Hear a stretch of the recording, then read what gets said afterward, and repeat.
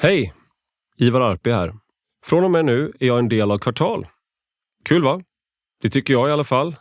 Kanske lite oväntat, eller inte alls oväntat. Jag vet inte. Men nu är jag här i alla fall och jag har tagit med mig mina 2 poddar. För dig som följer Kvartal innebär det att du nu får ytterligare 2 poddavsnitt varje vecka. I podden Rak höger med Ivar Arpi så intervjuar jag framträdande politiker, akademiker eller författare. Eller bara människor som är intressanta på något sätt. Och i podden Under all kritik som jag har ihop med Anna-Karin Windham så slår vi både näven och handväskan i bordet om aktuella och rykande inaktuella händelser. Och båda poddarna utkommer som sagt en gång i veckan. För dig som ännu inte har blivit prenumerant antingen på Kvartal eller på min Substack Rak höger så betyder det här att du nu kan få all min journalistik och hela resten av Kvartal med en enda prenumeration. Och just nu så får du första månaden helt gratis om du går till kvartal.se/testa Ivar. Gör det, tycker jag. Testa Ivar. För då kan du lyssna på hela avsnitten av mina 2 poddar, helt reklamfritt dessutom. Och så får du hela Kvartals växande utbud på köpet, inklusive alla poddar i fullversioner och utan reklam, som du kan höra direkt i Kvartals app eller i exempelvis Podcaster eller Spotify. Eller där du väljer att lyssna på din podd. Så gå till kvartal.se/testa Ivar för att testa det nya och växande Kvartal helt gratis första månaden. Tänk själv, som de säger här på Kvartal. Men gör som jag säger och testa Ivar. Tänk om din plånbok kunde prata. Vad skulle den då säga om din relation till ekonomi? Alla relationer har ju sina ups and downs. Men att han har lån lite här och där, det tror jag skulle vara en ick för rätt många plånböcker och inte bara för mig. Ett första steg mot en bättre relation till sin plånbok kan vara att samla sina lån. Samla dina lån till ett på lendo.se. Britain's free speech crisis is deepening. Police are knocking on doors over online opinions, and laws meant to target hate speech are being used to silence dissent. And when Elon Musk highlighted the UK's grooming gang scandals, the media attacked him rather than the perpetrators or the people in power who neglected it. Tom Slater, editor of Spiked Online, joins me to break down how Britain is sleepwalking into censorship. We discuss the rise of authoritarian speech restrictions, how woke culture shapes media and politics, and why merely mentioning the background of grooming gang offenders is now politically dangerous. We also dive into Slater's viral Cambridge Union speech, where he dismantled the claim that Trump is a 21st century fascist. Is labeling populists as fascists a way to shut down debate? And what does this say then about the political elite's fear of ordinary voters? Join us for today's conversation.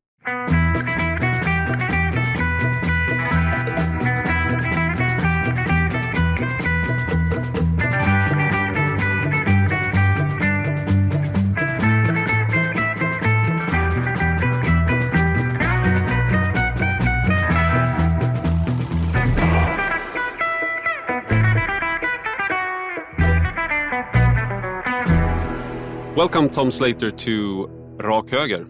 Thanks for having me. And Rak höger is a straight right, but it's also a right cross. And every time I try to explain that to like an English speaker, it sounds like people react like, but why did you want to do you want to punch people in the face? Like, no, but it's a pun in Swedish. Yeah.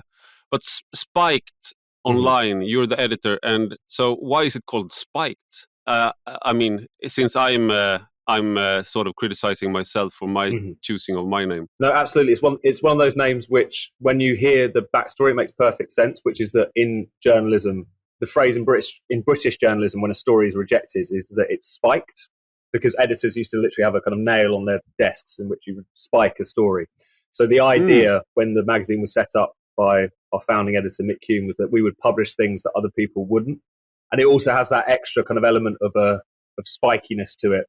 Certain edge maybe, but it's one of those names that whilst when you explain it makes perfect sense, it does lead to many various jokes about whether or not we're a Hypnol review website or what have you, which is not true, to be absolutely clear. It's about us being against the grain and publishing things that other people wouldn't. It's essentially what it comes. Bill Cosby is not a subscriber, so not as far as I know. And I would purge him from the roles if I found out that he was. Oh, it's good to hear. Good to hear. Okay, having sorted out that you're not actually a date rape site, we'll jump into a more or less controversial subject, Donald Trump. Because I watched you on the Cambridge. You had a speech at the Cambridge Union, and I just said to you before we started recording that it's sort of an odd thing because I mean the speech is great, and your oratory is great, and that's the thing. I can't see this in a Swedish context. It just doesn't happen. This sort of rhetorical situation where you actually people listen and you have a speech and you argue for something like a debate club, but because in other respects Swedish and English or British culture is very similar, but in this regard it's very dissimilar, I would say. There's no flair here. Since totalitarian control, messianic dictatorship, a cult of racial superiority, paramilitaries crushing the left at home, a Darwinian militaristic struggle abroad, the worship of war and violence, the mechanized attempt, let's not forget, to murder all of Europeans' Jews. If that sounds like America in 2025 to you, then I suggest you leave here and have a nice long lie down. In a second. In the Swedish context, I would say I have certain flair, but that's also like saying you're the most. I usually said that I was the strongest bench presser out of all opinion journalists in Sweden. But then I actually found out I wasn't. But because we're so weak, like we're physically weak, it's the same here. If you have a flair of oratory in Sweden, it's not really saying something. Like we usually have, like in populist parties, you have charismatic leaders, but our populist party doesn't really, and that's a form of Swedish charisma. To not have charisma, I would say. But I wasn't going to talk about that. But in this speech, it was very interesting because basically you argued against labeling Donald Trump a fascist, and you pointed out that although his style is provocative and I mean he is who he is, and but he's more of a reaction against a failed establishment. And so, but what is the problem really of calling him a fascist? Because that's something we do over here as well. And that was something that came up in the discussion, which was why get so exercised about it? I mean, in political discourse, in debate, people throw around accusations all the time. There's always an element of exaggeration, hyperbole, smears even. That's kind of part of the course. I think where Donald Trump is concerned, it's particularly concerning, first of all, because I really don't think we should throw that word around lightly. There's a certain point at which it becomes a kind of insult to historical memory, to the victims of fascism, to just use it as a byword for someone I dislike. I think it kind of degrades the meaning of those words, and also means that if there's anything that comes along that more deserves that label, it won't stick to them. And I think you do see that from time to time when you do have genuine kind of far-right fascist forces emerge. They've really learnt to play on the fact that the words have lost their meaning to a certain extent. So I think it's important for historical memory, for just being able to understand and describe the world. And I think it's also just, there's a certain element of which people are struggling to, it's a means through which the people who voted for Donald Trump, or the people who are voting for populist parties in general, are just being delegitimized. If they're voting for a fascist or a Nazi, they can be dismissed. They've been pushed into the level of racist hysteria.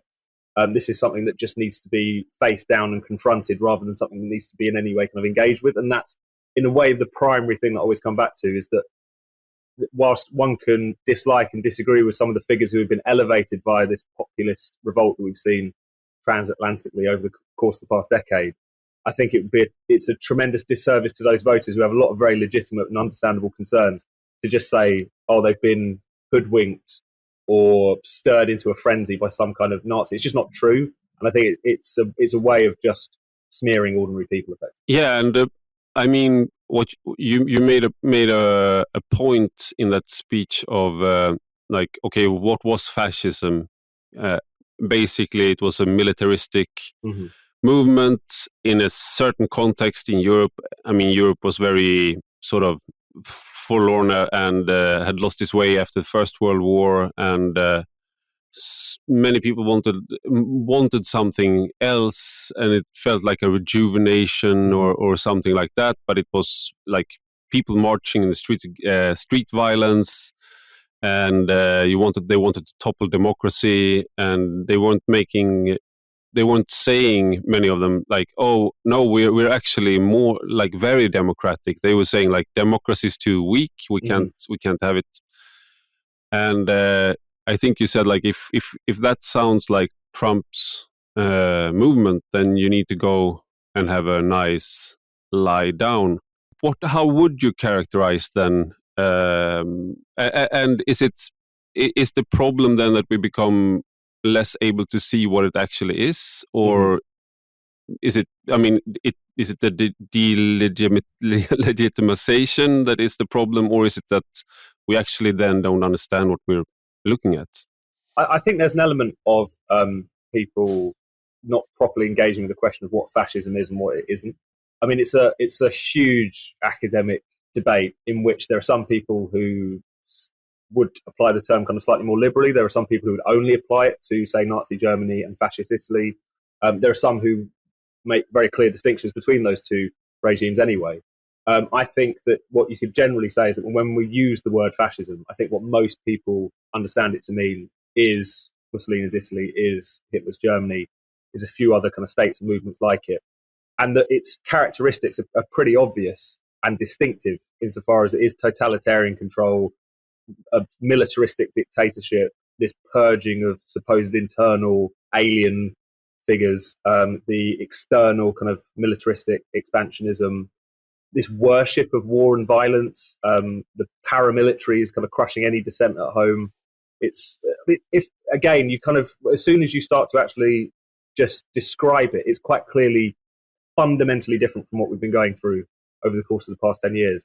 And yet the desire to pretend that isn't the case, I think, is really quite strong. And it's coming not just from Cambridge students at Oxford who are getting a bit carried away from themselves and may or may not be in need of a lie down. It's some of the most prominent politicians. I mean, that was the territory in which the last US election was fought, was whether or not Donald Trump was a fascist, effectively, and the one before it when he last stood. So it's a problem that really goes to the top. I really don't think it's out of any kind of cool-headed analysis of where Trump or any other populist leader is coming from and what they might have in store for the nation they're trying to lead. It's on the one hand, you could say it's a willful misunderstanding just to try and smear people.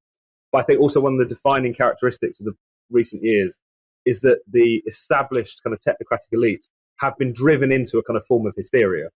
In some respects, I think they believe it when they say it, that they think the worst days of the 20th century are coming back, because they've been so knocked off their perch and challenged that they're kind of striking around looking for explanations as to why this has happened other than them not being very good. And I think the fascism thing becomes a kind of excuse for that in some kind of way.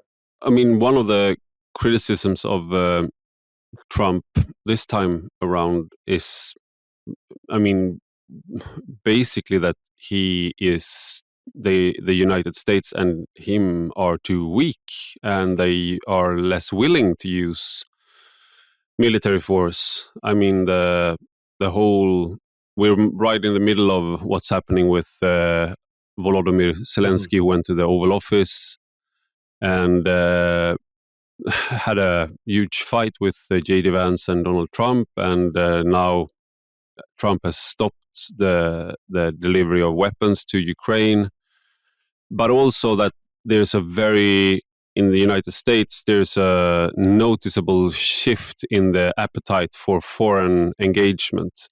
And that's the opposite of what you would expect of a fascist leader then, if it's expansionist and you want, like, I mean, then Donald Trump seems like he would need more fascism from a European point of view. Like, the criticism is that we need more engagement from the US with the world, more US power in the world. And we are very disappointed now. So it's But I would just, it wasn't part of my plan to ask about, but now that I brought it up, what was your take on how Donald Trump responded to Zelensky in the Oval Office, what happened there, and also his position on the Ukraine-Russia war?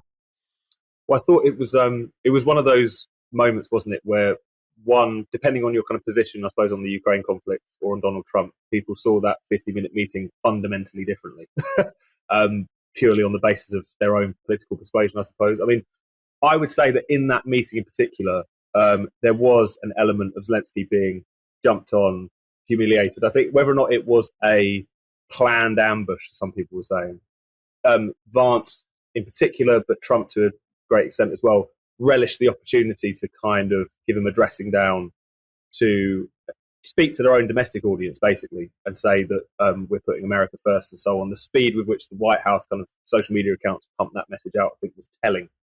On Zelensky's part, I think he had a terrible hand insofar he does have a new US administration, which is not simply trying to negotiate a peace. I think it does have at the kind of top level of it a sort of anti-Ukraine bent. I think it's fair to say that some of the people in that administration do not just consider Ukraine not America's problem, which is an entirely kind of coherent position to hold, but have kind of convinced themselves that Ukraine is the villain of the peace, that Zelensky is some kind of sinister dictator, that he's a sort of international welfare queen, which aren't coherent or rational positions in my view, and incorrect. So he was always going to be heading into that. I think it's fair to say he kind of played a bad hand badly. It's the reality of the situation that you're dealing with the leading global superpower being led by someone who's incredibly thin-skinned. And so in that context, do you want to rise to the bait to relitigate arguments and disagreements that you've had with either of those two gentlemen? Probably not. But at the same time, it's hard to walk away from watching that meeting and not feel like there is a kind of unpleasant tendency within this administration, whilst I completely understand the desire to kind of exit America's involvement in that particular conflict, to see Ukraine not just as kind of one side of a negotiation in which America is trying to play the sort of impartial go-between, but they tend to see the Ukraine issue for a very kind of partisan domestic political lens, which I think warps the nature of that conflict and to the detriment of Ukraine in these negotiations, I suppose. I try to write about this and talk about I think Zelensky did a bad job, but as you say, he had a very bad hand, and it's from my point of view and what I've written before, I'm on his side, or the Ukraine side of things, and I agree morally and also how in his description of what has happened. But still, if you're dealing with Trump and Vance, there's you can do it better or worse, and I think even if it's understandable, and I agree with the most of what he says, or all of it. He did diplomatically. I'm glad I'm not a diplomat. I can say that, but so it's not coming from a expert experience of being a diplomat. But yeah, it's one of those things where it's a really difficult high wire act to navigate that position where you're trying to, on the one hand, extract what you want to extract from that particular engagement, but also walk out of there with your, not just your own self-respect, but your kind of nation's self-respect as well, which has come to be painted by J.D. Vance in particular, but sections of the American right, as basically engaged in a giant money laundering expedition. How do you navigate that? Whereas you want to be seen to be diplomatic, but also to stick up for yourself. It's incredibly difficult. There's very few people who would have been able to do it. But as you say, that meeting probably could have ended differently. I was going to ask you about because J.D. Vance, he held it's connected to the Ukraine issue, you could say, but he held a speech at the Munich Security Conference, and it was very polarizing, you could say, but he was very critical of Europe, of Sweden, that we recently had a court deciding that to convict Swedish citizen Salvan Najem for hate speech, or it's hets mot folkgrupp. It's sort of similar because what he had done really, but because of how the group that he criticized had perceived it. And his partner in crime, I mean literally now in Sweden, Salvan Momika, was murdered.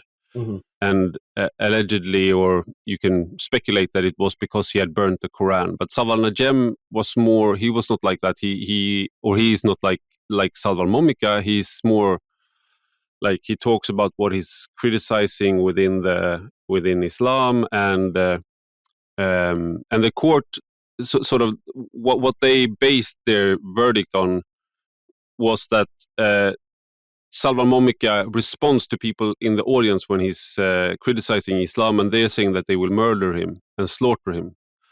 And he says, I don't deal with roaches, or I don't give a damn about the opinion of cockroaches or insects.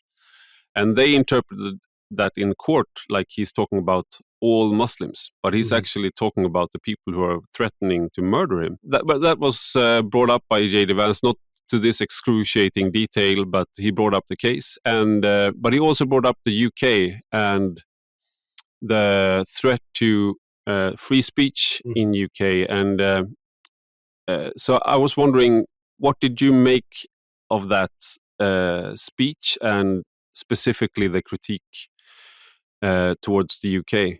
I think it was potentially quite a watershed moment for Europe and this sort of experiment with hate speech legislation that various of our countries have been engaged in for a very long time now.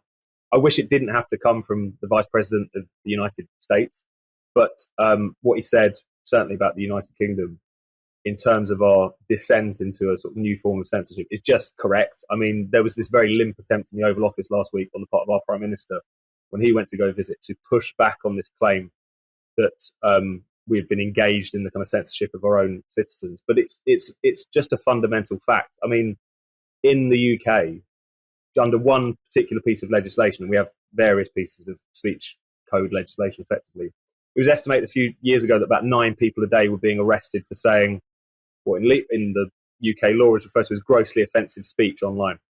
9 people a day. And this was a kind of snapshot survey, didn't cover all police forces, relatively limited sample. At the Foundation for Individual Rights and Expression in the US, they looked at that and they calculated on the basis of that survey alone, the UK is currently arresting more people for speech than America did during the first Red Scare. So the idea that we're not engaged in a project of censorship over here is for the birds. At the very least, I would like to see politicians kind of try to make the case for it. But I think the fact that they can't, I think, is sort of telling.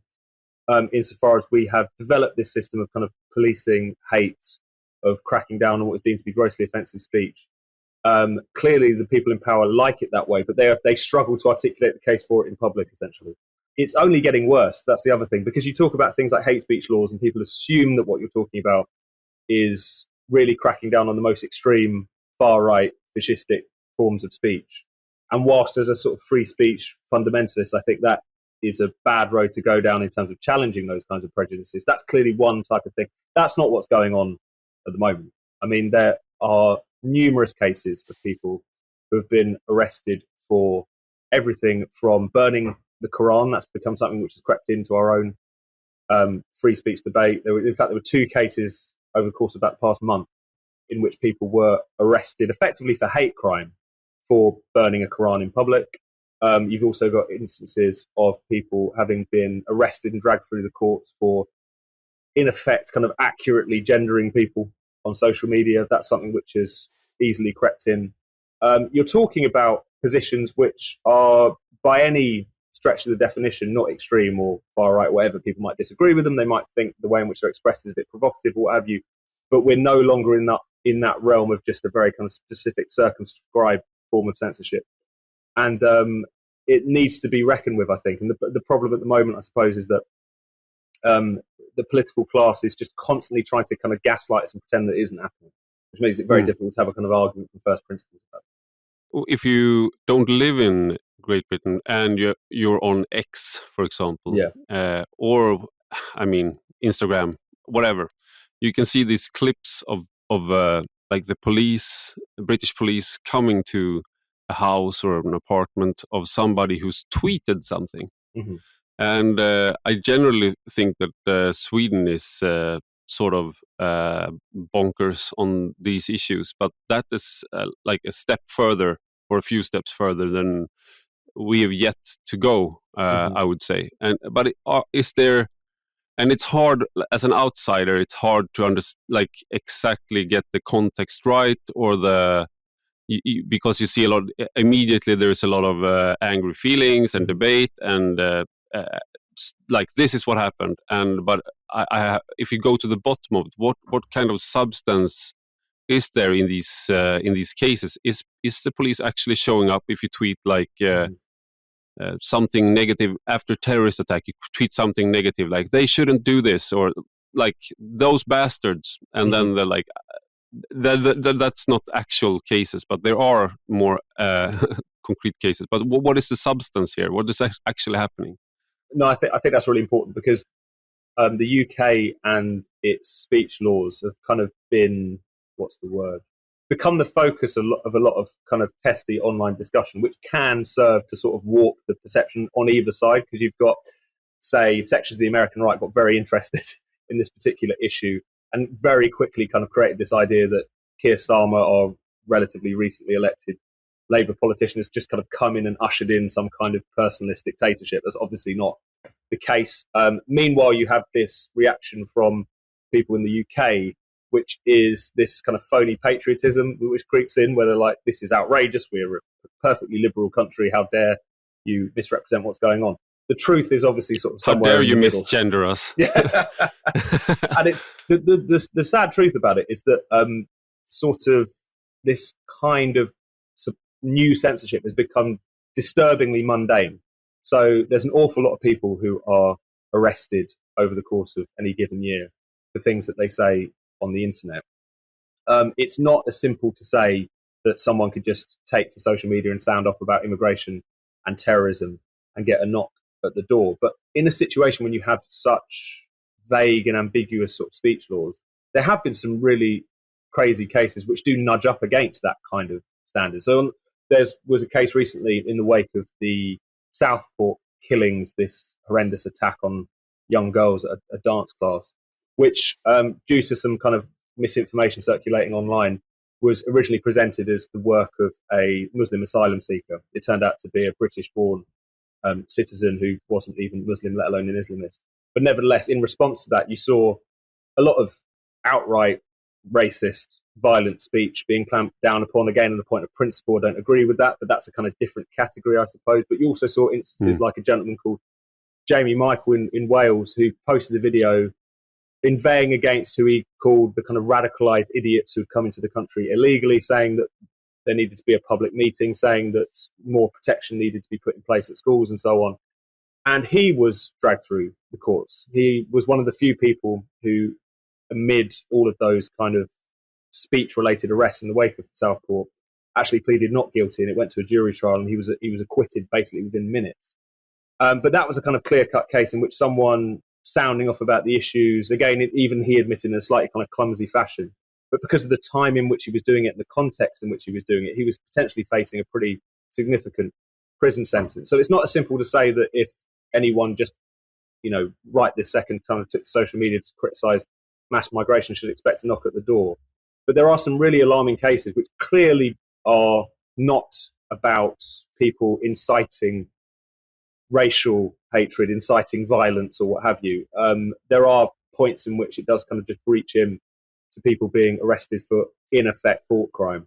And there's been farcical cases as well. I mean, there was one that really did the rounds a few years ago in Scotland where you had a kind of amateur comedic YouTuber who, as a clear joke, taught his girlfriend's pug to do a sort of Nazi salute. The joke being that it was his girlfriend doted on this dog too much, and so he wanted to turn it into the worst thing possible.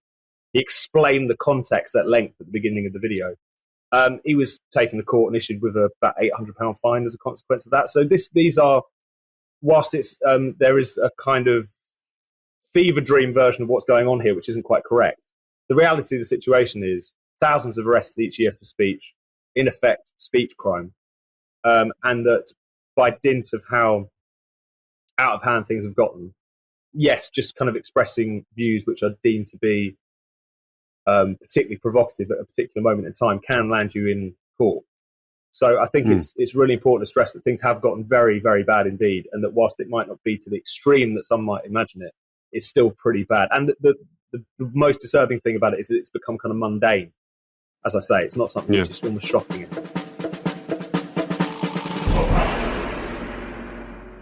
You had the riots after the killings, Southport, and I wrote about it as well. But like, it seemed like you had, of course, you had the right-wing extremists, and the thing that you actually, like, if you say like right-wing extremist or racist, those people were present and they were rioting.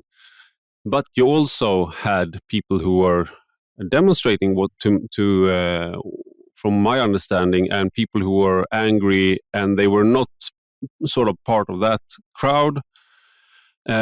But everything was sort of labeled sort of right-wing extremism. And then you had, perhaps understandably, but still nevertheless, gangs of Muslim men who were gathering and brandishing weapons. But the media, when it reported on this, it seemed like sort of the one thing is awful extremism and hatred, and the other is sort of upstanding citizens defending themselves and their community. And of course, it could be extremism on both sides, and everything could be bad about it. But it was sort of a skewed media representation. Or am I getting this wrong? Would you say? I wrote about it when it happened, so it might have passed and I missed it. I think what happened, particularly with the sort of the differential treatment of, as you say, those kind of racist riots targeting migrant hotels and mosques and so on, and the response that you saw from certain kind of elements within the Muslim community in certain inner cities where you had people. Om drömmar har en hemstad så heter den VM i fotboll. Sverige är nu en del av denna dröm.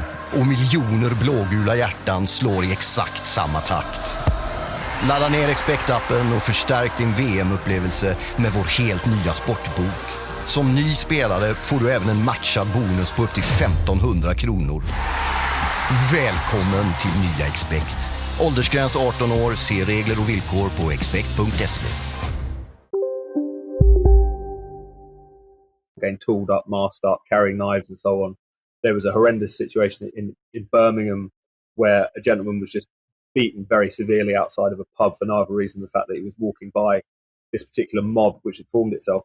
The issue with the media, I think, was slightly more subtle insofar as they weren't necessarily saying these people were upstanding citizens sort of defending their own property, but there was a nervousness about talking about it, a tendency to kind of stare at their shoelaces a little bit. Some of the broadcasters were deprived of that privilege because you actually had, I think there was one Sky News journalist who was confronted by one of these kind of balaclava-clad individuals while she was broadcasting. They were kind of physically intimidated while she was trying to do their job. So in that case, that story certainly came to light. But it's kind of ignited this discussion within the UK about not just sort of two-tier policing, as it's often called, as their kind of differential treatment depending on the political optics involved of cracking down on a certain form of crime, a certain form of violence, what have you. But also that there's like a kind of two-tier media response as well, that depending on who it is doing the violence and for what reason, you might dwell on it more than you otherwise would. And I think that's something that people have really had enough with. And it also kind of warps our discussion about how this came about and how we might actually start to address it. Because whatever else you could say about the violence that we saw, the sort of racist street violence that we saw in the wake of Southport, we should want to get to grips with why it's taking place. Now we can make sure that we tamp down on anything like that happening again. We're talking about Americans. I guess Elon Musk is South African American, but when he started talking about the grooming gangs and the grooming gang scandal in Rotherham and other cities in Britain, I was sort of confused to begin with, because I thought that we had like talked about this, Mhm. and I yes, I remember doing like podcasts with authors. I did with Ayaan Hirsi Ali, who wrote a book about it, like Pray. Mhm. I interviewed Asle Toje, a Norwegian academic and author who went to these cities and interviewed people, and we talked about it a few years back. So I was like, okay, has something surfaced now that I missed, and then I sort of realized, okay, he noticed it, Yeah. so, but I didn't get like. So I can understand some people being sort of. It's not that it was quieted down just because you noticed it now, but I also was sort of. I thought that people misunderstood why it became a big thing again. But could you like explain what was the reaction to Elon Musk's tweeting about this and writing about it, and why did people react so in the way that they did in Britain, do you think, and how did they react? Yeah, I think that's a really important point, because you could be, particularly if you're outside the UK, forgiven for thinking that this issue had basically never been discussed before, that it had been completely covered up, and that Elon Musk and a few kind of intrepid people that he was retweeting in the UK had perfectly brought this to light. That's obviously not the case. This is something which has been a really long-running and unpleasant debate that's been going on in the UK for some time. The issue, depending on how you sort of mark it, seems to date back to at least the 1980s, perhaps even before then. It started to be brought to the public attention in the early 2000s. There was a Labour MP called Anne Cryer, who represented a constituency in the north called Keighley, who started raising the alarm about this, and naturally was instantly smeared as sort of far-right racist. You then had... But did she have a pug who could do the Roman salute? No, exactly, because that's the real definition, as we know. Yes. And obviously this pattern just keeps repeating itself. Eventually, it kind of came to the mainstream media's attention in around 2011, the Times newspaper, which is, again, our kind of newspaper of record. So it's not as if this issue wasn't reported on and discussed, but around that time, you had a journalist called Andrew Norfolk who started to publish some of the first big exposés about that.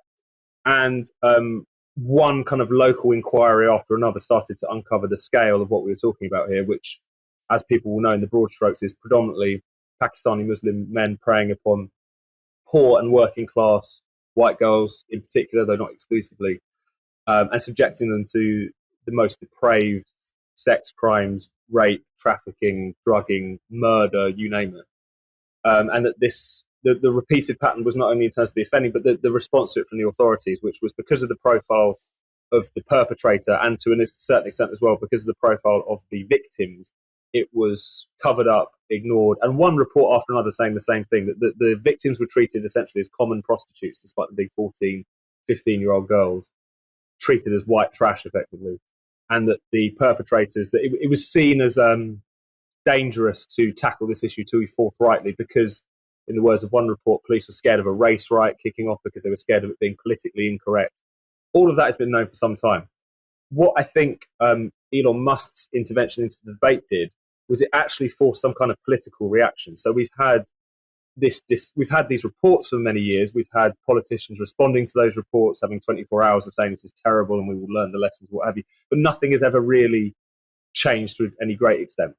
There was some attempts on the part of the last government, the last Tory government in its dying days, to kind of set up a task force to start to deal with this. And as a consequence of that, they ended up with about 500 arrests and isolating about a good few thousand victims, which tells you just how much there still probably is uncovered. But until Elon Musk entered into the debate, I think a lot of people, particularly in the sort of liberal left media and politics, just refused to deal with it. And it just put it firmly on the agenda. And again, it was regrettable that it took Elon Musk to do that. But that's just the nature of the attempt to kind of look the other way, that the Labour Party in particular, and I think the media in general, that's what they wanted to do. So in terms of the reaction, it was predictable. I mean, it became a debate purely about Elon Musk, whether he had too much power, whether his interventions into UK politics were a threat to democracy.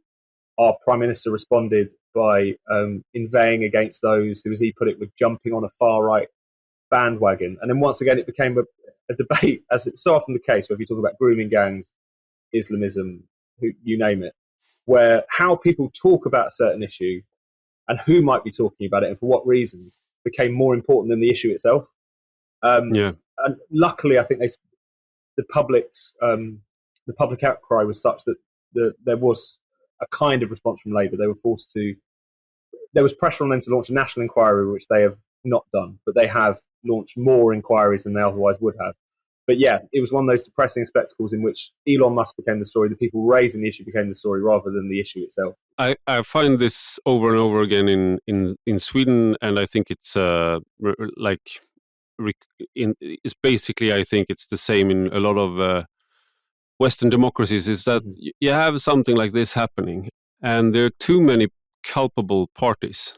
So sort of, you don't say it out loud, but you sort of decide, like in silence, that we're not going to let any heads roll on this, because it will be like a snowball effect of heads rolling.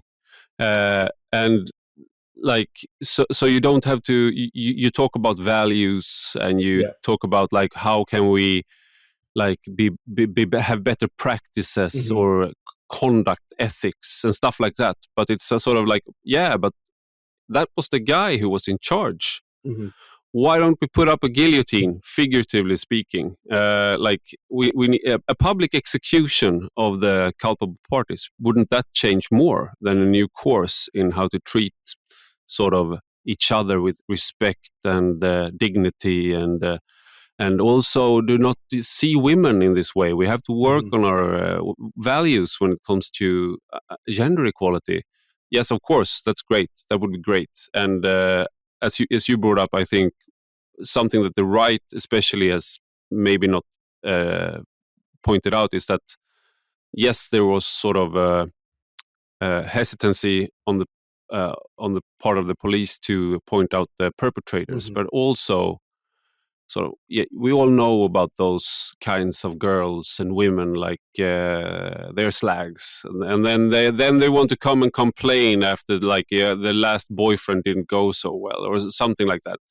How do they always end up in these kinds of situations? Like, is it really our job to fix their faulty, destructive behaviors and culture? Like, don't drink so much, don't do drugs then, like those kinds of attitudes. And I would say, I mean, that those attitudes are part of my class, and I mean the middle class, like how people are, and that's perfectly fine actually to say those kinds of things out loud when it comes to like white working class still. And that this is something that a lot of feminists who are some feminists who've criticized the handling of the grooming gang, they've brought this up, and I think they have a point. And but the thing that I liked about the Elon Musk bringing it to light was that, I mean, sort of like, okay, but we're not going to let this go now, because this guy, he might be crazy, he might be South African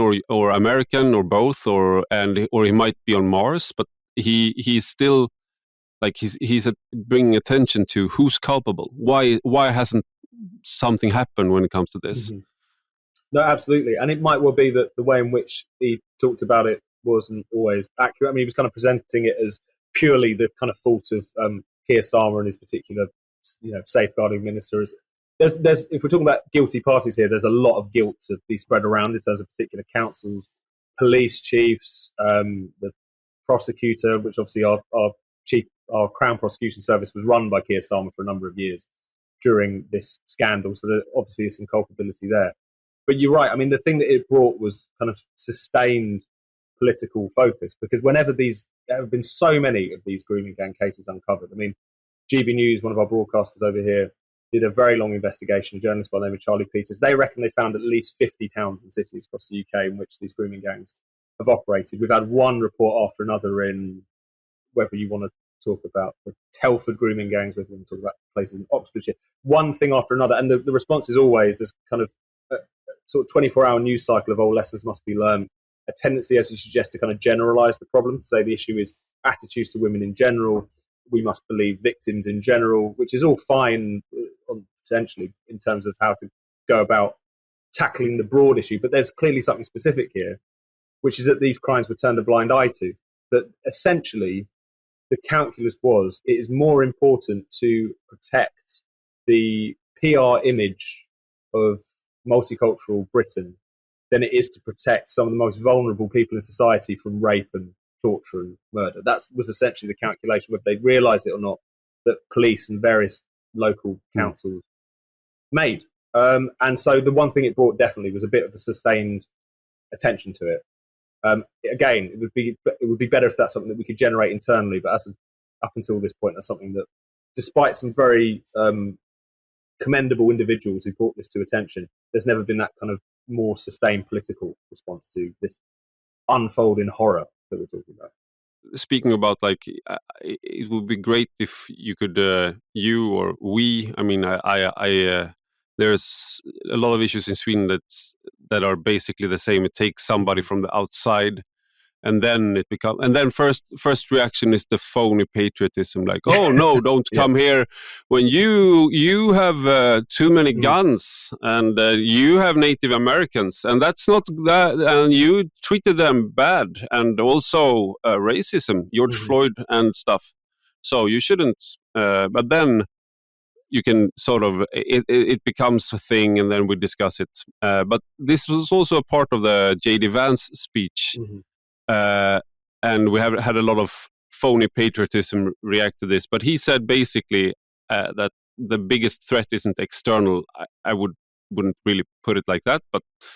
And he said, like, basically, like, the elites and institutions increasingly view democracy as legitimate only when it produces the right results. And he talked about the firewall in Germany, like the way they try to keep the Alternative for Deutschland, AfD, away from political power, even though it's the biggest party in all of the former eastern part, the DDR, and they do everything to sort of keep them away. And we had that same phenomenon in Sweden for a long time, up until the last election. And you've also, like, if you look at what you've written, you've also criticized the liberal establishment for dismissing those voters who support populist politicians. So what is your view on that criticism, that democracy is sort of being becoming something else than it used to mean? Well, it's interesting, I mean, particularly in, say, the US, you see this most explicitly, but the elite seem to have redefined democracy as themselves. So any affront to them, any rejection of them at the ballot box or whatever, is a threat to democracy. So that makes it, having this debate, with them at least, slightly difficult. I think one thing that's become really clear, and it's a bit of a through line of a lot of the issues that we're talking about, is that there is a fundamental kind of fear and loathing of ordinary people amongst the established kind of technocratic class. That's a big driver of the kind of new censorship that we've been talking about. They don't trust people to be able to air their views without being whipped up into some kind of frenzy, or whipping their fellow citizens up in some kind of frenzy. They certainly don't trust them to have a meaningful say, a meaningful vote on which way their society goes, because they're convinced that if they allow them to do that, the worst days of the 1930s are going to return.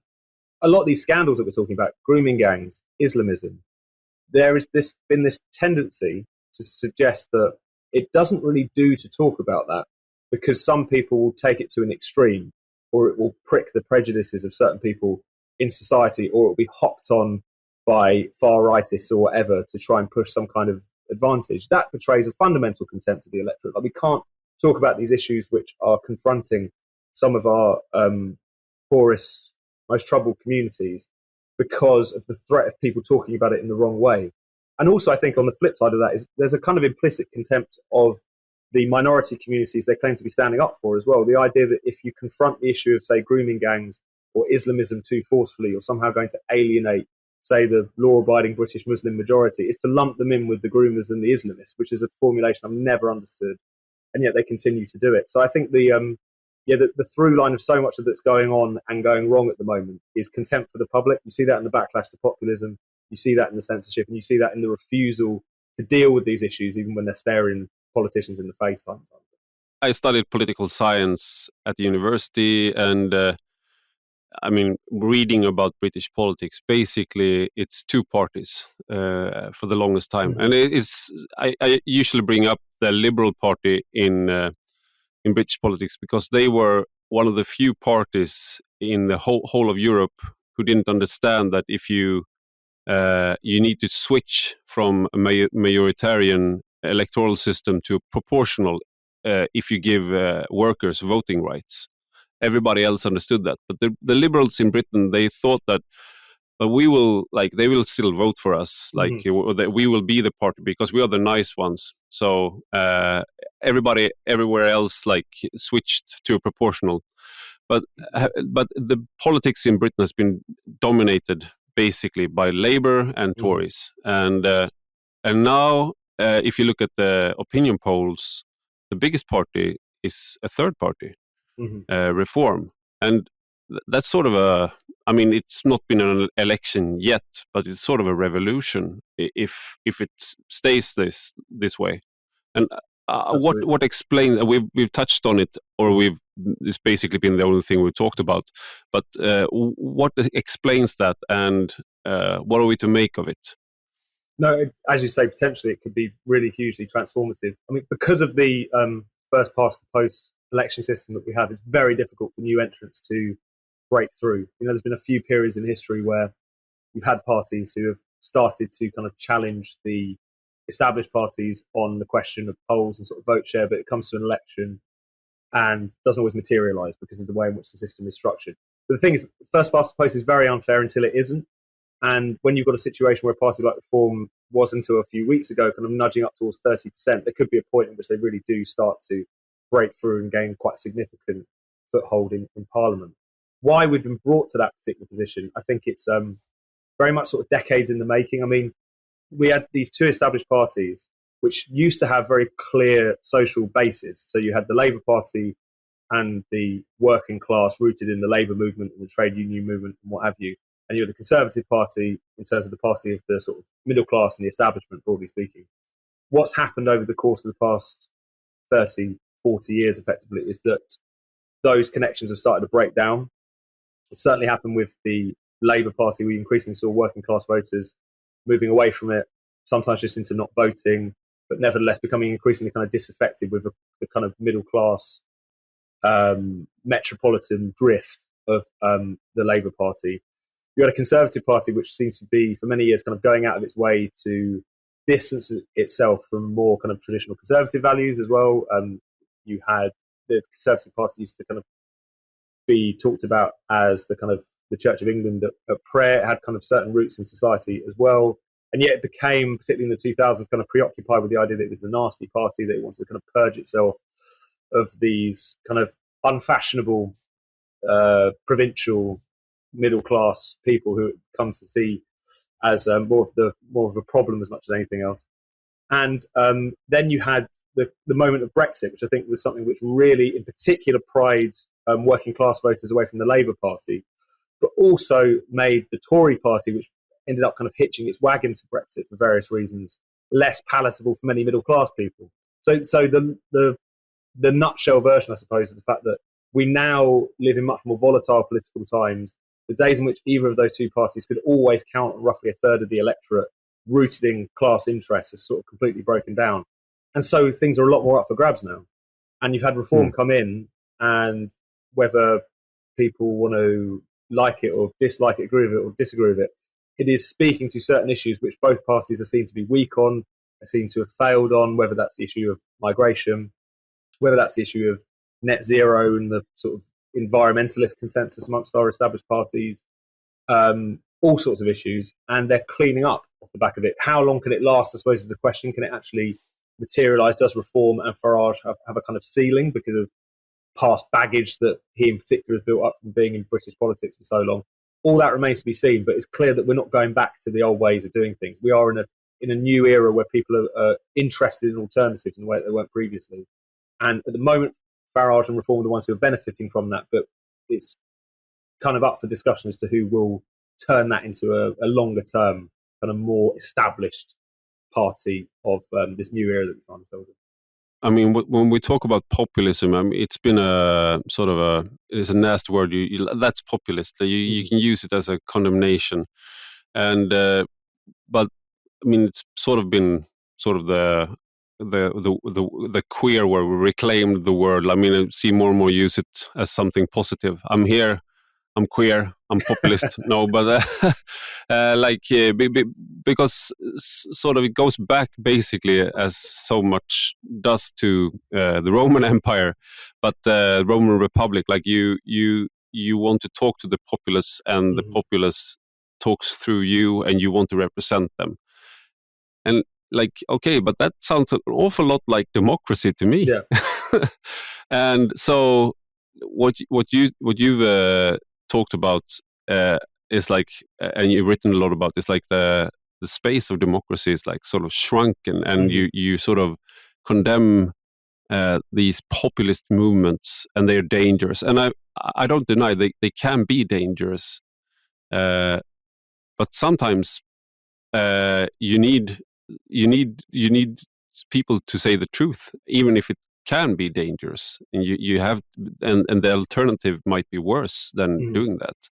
And you actually had an interesting piece. I say that because I've said it myself, that we actually, polarization isn't in itself wrong. We shouldn't fear it. We should welcome it. It's how we get to the truth. And I think this ties into the populism sort of moment as well. Like, so could you just explain what you mean by that, and if you see any dangers at all with polarization? No, I think it's an important point, because polarization is often presented as in and of itself a bad thing. It's kind of equated, I suppose, with being either you're kind of whipped up over issues that don't really matter. You know, we're really polarized around all these culture wars that are of no consequence. It's kind of one way that it's talked about. It's also, I think, a bit of a confusing word, because it's often used in a very kind of one-sided fashion. I mean, polarization implies that there are two poles, perhaps potentially as extreme as each other. And yet it's only ever really thrown at, say, the populists, rather than the increasingly quite extreme elites that the populists are responding to. So there's a lot of sort of rubbish you've got to clear away before you can start talking about these things in a kind of clear-eyed fashion. But polarization is not necessarily a bad thing, depending on what the issues you're polarizing. Did you say clear-eyed fascism? Fashion. If I did say fascism, just I didn't. kidding. Just to be clear-eyed. We need to talk about this with a clear-eyed fascism. Yes. Yeah. One has to be careful these days. Yeah. You know, it's one of those things where it's about the issue that you're polarizing around. America's a really good example. America was not a particularly polarized society, politically speaking, until the civil rights movement. The point at which you really start to see political polarization in America is when the questions of civil rights, of are black American citizens or are they not, begin to kind of creep into politics in a much more important fashion. I think that's a debate that should be had, and obviously I'd be on the side of civil rights in that instance. It's something where sometimes there are issues which the reason there is no polarization around them is because they're not being dealt with, because they're not being discussed, because we're not dealing with them. And I think the same could easily be said about a lot of the issues that confront European societies today, a lack of democracy, the extent to which people aren't being given a genuine choice. If the opposite of polarization is there being no meaningful democratic choice whatsoever, I know which one I'd pick. And I think it's just one of those words which is thrown up often quite misleadingly as a way to just try and tamp down on any kind of dissent from a sort of elite consensus. I think that is increasingly untenable, particularly because people have realized that the elite consensus on all of these issues could be migration, integration, multiculturalism, the questions of environmentalism and net zero, free speech, democracy, what have you. People have come to realize that the elite consensus is not just like wrong, it's obviously destructive as well. So if we're told that we can't challenge it because otherwise we're being too polarizing, that's clearly not about anything other than just trying to limit democracy rather than limit the extremes, which I suppose is the way that it's often presented. Yeah, and there's a supposition underlying, I think, also philosophically, that I think we have in our culture, and it's like the truth is somewhere in between.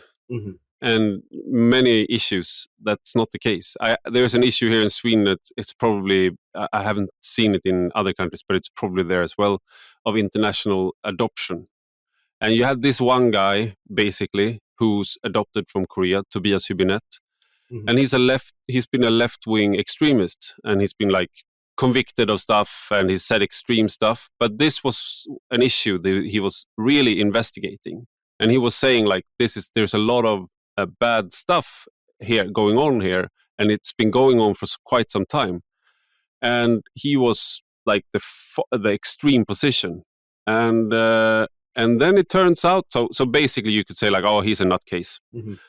But just a few years ago, more people started looking into it and like using his data, because he had compiled so much data, and I mean he's a scientist, and basically it turns out that he was right all along, and all the sensible, like middle of the road people were actually wrong, and it's sort of like the minority extreme position of this then political extremist. Actually, it turns out he was right, and 95% of us, the rest of us, were wrong. And so now the consensus shifted, and now so that position that he held, which was the extreme position 10 years ago, is now the mainstream position, and to hold what was the mainstream position is the extreme position. And so the truth was not in between; it was actually the extreme position had the truth of the matter. And you think about how many positions which were previously seen to be extreme, which are now seen as commonsensical, positive. I mean, even if we're talking about, this is such a well-worn and trite point, but it is true. Like things that we genuinely cherish now, democratic rights, free speech, women's rights, minority rights, what have you, were seen as insane not that long ago. We're seen as the road to ruin. We're seen as dangerous, extremist, and so on. So if you create an environment in which the ability to voice or express, or whether that's at the ballot box or just in the world of debate and discussion, supposedly extreme positions, then you're going to close yourself off to things that might well be true, that might well be important, that might well be positive. And that's something that I thought was obvious to people who were living in these things that we call liberal democracies. And yet the fact that it has to be kind of remade all the time and seems like a kind of very strange, or some people will paint it kind of abstract idea, is worrying given the fact that there's so much that we genuinely cherish today that was once seen as crazy and out of hand and all the rest of it. Thank you so much, Tom Slater, for being part of Rak Höger. Thank you. Och stort tack till er som lyssnar. Och detta är alltså en del av en större publikation på Substack med samma namn som podden, och du hittar alltihop på www.enrakhöger.se. Och har ni några frågor eller synpunkter så tveka inte att höra av er på ivararpi@substack.com. Vi hörs om en vecka igen.